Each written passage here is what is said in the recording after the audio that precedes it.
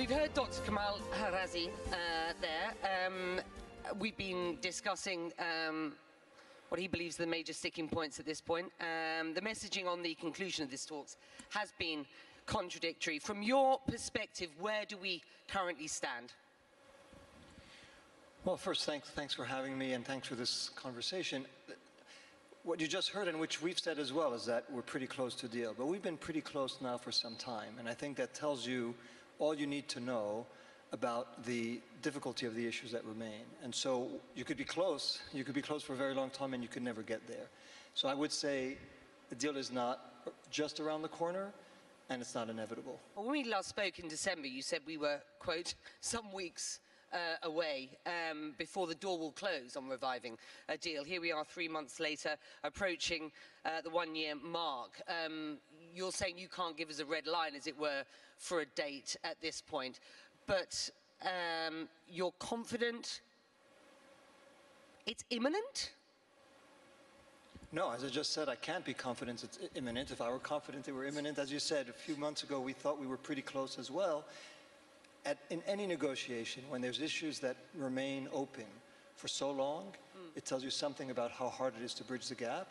I think you just heard from your former guest that some of these issues matter deeply to Iran, some of them matter deeply to us, and those are the ones that, at the end of the day, either get resolved or they're the ones that stand in the way of an agreement. Is it clear what message Enrique Mora will be taking from Tehran, where he has been this weekend, to Washington at this point? I mean, he's there now. I have not spoken to him, so I don't know what message he'll come back with. I hope it's a message that opens the door for overcoming the final hurdles. But honestly, where we sit now, I think anyone who would say he or she is optimistic or pessimistic either knows something that we don't know or is making it up, because it's just too hard to say. You heard from Dr. Kamal Harazi there that there are a number of sticking points, less than there have been, clearly. One of them is the issue of economic guarantees, and the other is the issue, as we discussed at length, the issue of the IRGC being delisted as a terror organization by the US State Department. Let's start with the economic guarantees. How can the US ensure the lifting of sanctions on Iran will lead to tangible economic benefit? So first, I'm old-fashioned. I'm not going to get into the details, Becky, as you know. I've told you I'm not going to get into the details of the negotiations, but it is one of the requests that Iran has made. What we've always said, the best guarantee of a deal that will last is to get into it as soon as possible and to make it work. We can't make any assurance, any representation about what a future administration may do. That's the nature of our system. We saw what happened already when President Trump was in office, and who knows what happens in the future. What we have said is we are prepared, and President Biden has made it absolutely clear, as long as he is president, if Iran remains in compliance with the deal, the US will be in compliance with the deal, which gives you the opportunity for, over the coming years, for Iran to get the sanctions relief benefits of the deal, and for us to see Iran putting its nuclear program back in a place where we're not going to have to be worried every day what will happen. And that's the benefit of the deal. And our view has always been, let's build on that deal. Let's see how much further we can get to make it more sustainable, to make it more acceptable in the region and back in the United States, so that it can last and outlast another transition. That gives Iran effectively 2 years. You're presuming the outcome of the next presidential election, which I won't do. 2 years, or yeah. I mean, does that seem to be sufficient at this point, when we know that guarantees that the deal would hold were absolutely 100% part of the Iranian position until relatively recently? Is that now off the table? Listen, it depends as you define economic guarantees. If the guarantee is that we're going to faithfully implement, those who can, the President Biden will faithfully implement the deal if Iran does? Yes. Does it mean that Iran will benefit during these years from the lifting of those sanctions that are inconsistent with the JCPOA? Yes. Does it mean that Iranians will have a better economy during those years? Yes. We can't make a representation beyond that. But I could say the sooner we get back into the deal, which is in our interest, and we presume in Iran's interest, the more faithfully we implement it, and the more we could build on it to address other issues between us and Iran and between Iran and the region, the longer, the more sustainable, the more solid, and the more beneficial, mutually beneficial the deal will be. That's not a decision we can make unilaterally, but if Iran is prepared to go down that path, That's President Biden's intent, which is to build on this deal to address other issues. I know you don't want to get into the details of the deal. You've told me that a number of times. I am going to address the delisting of the IRGC because that is massively important and means a lot to this region, not least. If the US were to delist the IRGC, and I'm just asking for your kind of perception here, if not your specifics, then what sort of guarantees would the US expect from Iran with regards to their regional behavior and the delisting of Americans who are currently treated as terrorists by Tehran? So I'm going to disappoint you. I'm not going to answer that specific question, but I'm going to say this. This is, and you just heard Dr. Karazi say, it's a nuclear deal. In other words, we're lifting those sanctions that were imposed because of Iran's nuclear program, and Iran is going to have to take, if it agrees to the deal, take some steps to roll back its program. It is not intended to. It would have been better, but it's not intended to. It wasn't able to address the other issues, including issues related to Iran's regional policy, issues related to other sanctions, other US sanctions. So regardless of what happens to the IRGC, the issue that you raised, our view of the IRGC, the sanctions, the many other sanctions on the IRGC will remain. This is not a deal that intends to resolve that issue. We hope that it could be addressed, and as you said, many in the region view the IRGC in the same way that we view it and just witnessed the latest attack in Erbil. But we know this is not a deal that's going to address that. So put aside, regardless of the outcome on the question of the IRGC, which I won't address, I can tell you that the IRGC will remain sanctioned under US law, and our perception, our views, our policy towards the IRGC will not have changed. Are you consulting with your Middle Eastern partners on delisting the IRGC? We talk, and I'm here in part to talk to our partners, whether they're Saudi, whether they're Qatari, Omani, and others, about our policies towards Iran and our policy about whether we're going to be able or not to resurrect the JCPOA. And so we discuss all those issues with them. In 2015, the US partners in the Middle East felt largely sidelined by the original JCPOA. How are you reassuring allies this time around? Was first by talking to them, and we've done that, and I was in Riyadh not long ago, and there was a joint statement by us and the GCC members expressing support for a return to the JCPOA, which was an important indication also of where the region is today. It doesn't mean that it's the ideal deal from their perspective. It doesn't mean that they won't have huge concerns even if we manage to revive the JCPOA. And we are committed, and I think it's one of the lessons that President Biden took from the last two administrations, that we need to be more coordinated with the region, all of the countries in the region with whom we have close ties, but also with the Europeans. And one of the big costs of the last 2 years is that we were divided with the Europeans. We're now fully in sync with them, and we're working as closely as we can with them and with countries in the region, despite disagreements, which are inevitable, to try to see whether we can address their concerns, even as we negotiate a return to the Your Gulf partners need a clear commitment from Washington to help strengthen their defense and security. Witness the latest attacks on the oil infrastructure in Saudi. So, how much of a commitment can you give at present? Is Washington prepared to give to improve what are, in some parts of this region, very fractured ties at this point? So I think you've seen already an effort to try to build those ties and cooperate better in terms of the security of the countries of the region. I think you'll see more of that, again, regardless of the outcome of the negotiations on the JCPOA, because if those talks collapse, I think it is at least rational to assume that the tensions in the region are not going to be reduced. So, of course, the countries in the region are going to be concerned about their own security, and we want to partner with them. And if there is a deal, as you say, many countries are they're all aware of the fact that this deal does not address those other issues. And so we'll continue to work with them with the objective of de-escalated tensions in the region, whether it's through diplomacy or other means. But our goal will remain, whether we get into the JCPOA or not, to see whether the tensions in this region, which have been far too high and have cost far too much for far too many people, can be reduced.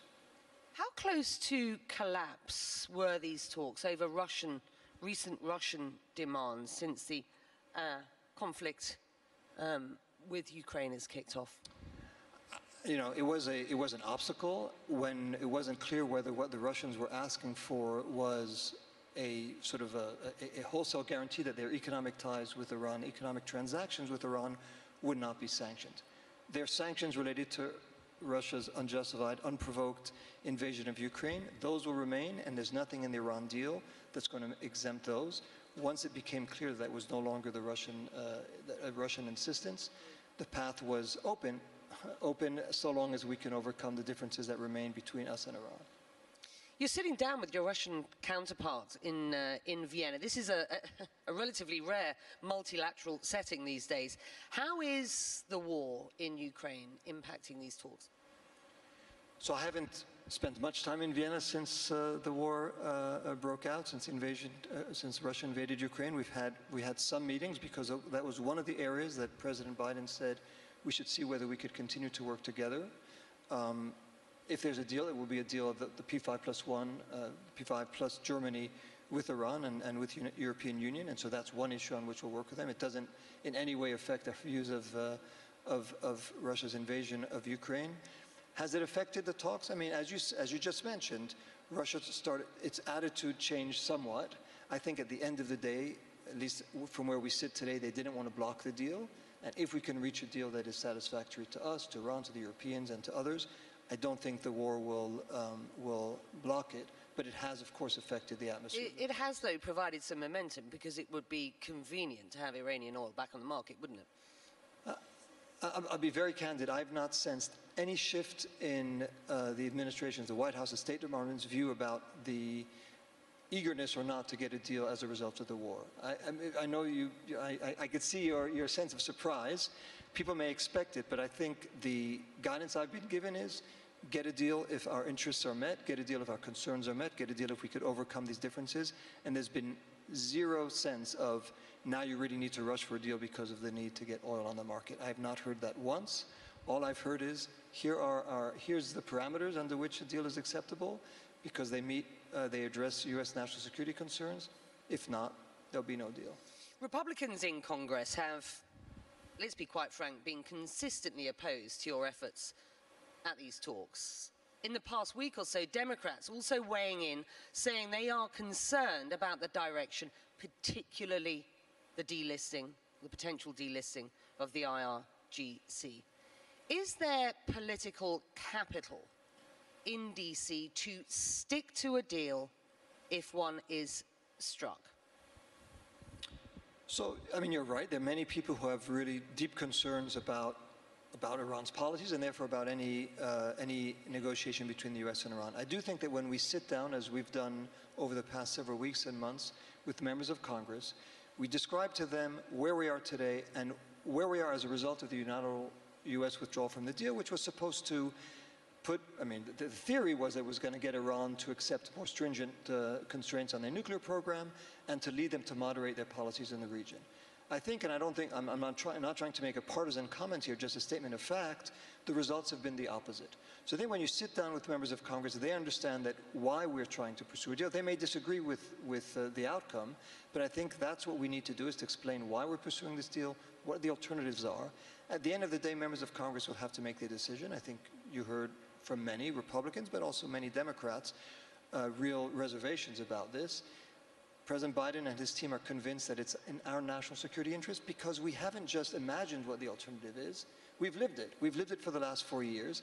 It's not an alternative that has enhanced our national security. It's one that we're prepared to continue to live in if there's no deal, but it's certainly not our preference because it hasn't served the national interests of the United States. But your naysayers will say, how does delisting the IRGC serve America's national security interests?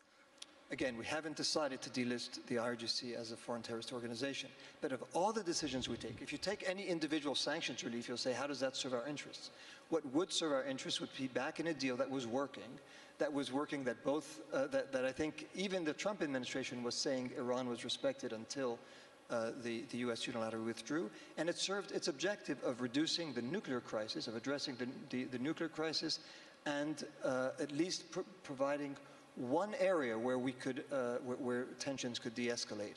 It didn't address everything, and our goal would be to try to address the future issues, those other issues in the future. But I think what does serve the national security interest would be get back in a deal that makes what is today an imminent issue, a crisis of Iran's nuclear program, to at least address that. And that's what is it. Nobody, I can't imagine somebody would prefer to see that crisis come today rather than to take a period of time where we could try to address it and address other issues in the future.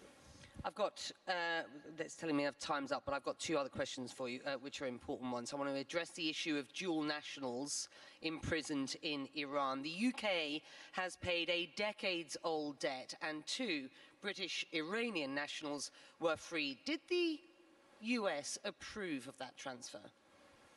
No, this was a deal. I mean, we were working very closely with the UK on the release of their and our citizens. That's what we were doing. They struck a deal with Iran that released two of their citizens, and I would add, was supposed to result in the furlough at home of the third citizen, Murad Tabaz. That has not yet occurred. That's a commitment we think that Iran needs to live up to, that we know that our UK partners are continuing to work on.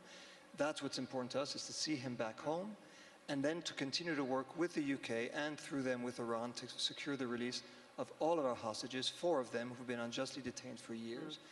I spend as much time on that as I spend on the JCPOA, and it's something that's very close to the President's heart, to all of our heart, because these are citizens who've been unjustly detained, who've been used as pawns. They need to be home, they need to be reunited. What is being done to ensure their release? We're negotiating, again, indirectly, because Iran refuses to meet with us directly, but we're negotiating indirectly, in this case, through the good auspices of the UK, to get them home. Last question to you. Was it a mistake for the Biden administration to wait to enter talks with Iran instead of immediately returning to a nuclear deal? You live and breathe this. Yeah, you know, I hear some people saying that we were over-eager for a deal, which sort of puzzles me since it's been 12 months I've been in Vienna, and others who say just what you commented, which is we should have moved faster. You know, it took a few weeks, but very, very soon after President Biden took office, he said publicly, and we all said we want to come back into the deal, and we approved, we wanted to have a meeting of the P5+1, of the Europeans, of us and Iran. Iran rejected that because they don't want us to be at the table, and so it took some time to find the format, which is now the format in Vienna. But I think if you go back and look at what the US did, what the Biden administration did very early on, it said it wants to come back into the deal. It has to be negotiated. To those who say, I'm sorry, I just want to take 30 seconds. To those who say you should have just come back into the deal, I think we've seen the proof over the last 11, 12 months. It's not that easy. You need to negotiate which sanctions are going to be lifted. You need to negotiate how Iran is going to come back into compliance. Some of these other issues that Iran has raised. So we could have come back and thought that we were back in the deal, and Iran would have objected to the steps that we had taken. Meanwhile, Rob, Iran now has stockpiles of highly enriched uranium. Sanctions have failed to halt its progress, and no deal potentially means living with the risk of a potentially nuclear-armed Iran going forward. Number one, that's why we're negotiating. We're negotiating because we believe it's in our interest. We believe it's also in Iran and the region's interest to get back into the deal. That will be their decision, but because we don't want to have a nuclear crisis. But one thing President Biden has said, and every preceding president has said the same, is that they will not allow Iran to acquire a nuclear weapon. We want to resolve this diplomatically so that our interests and theirs can be resolved at the negotiating table. I wonder whether next year we will have both you and our Iranian delegates sitting on the stage together. It's been a pleasure having you on. Thank you. Thank you to Dr. Kharazi and to Rob Malley today, and thank you to you guys.